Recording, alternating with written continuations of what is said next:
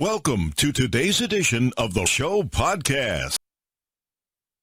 Russell Wilson has terrorized the NFC West for years, as the Seattle Seahawks haven't finished lower than second in the division since his arrival in 2012, only missing the postseason once.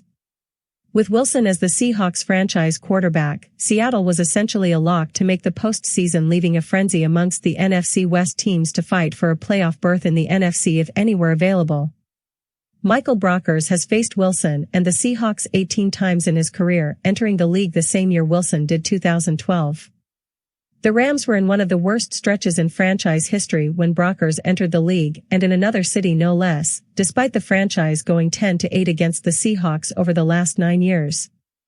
Brockers, who has just won 5 sacks and 4 quarterback hits in 18 games against Seattle, won't be sad to see Wilson leave the division, as the Seahawks quarterback has been the subject of trade rumors over the past month. "You cross your fingers a little bit," Brockers said on Good Morning Football Monday, via NFL.com. "You hope whatever you hear is true, and he's out of here, so you don't have to chase him around twice a year.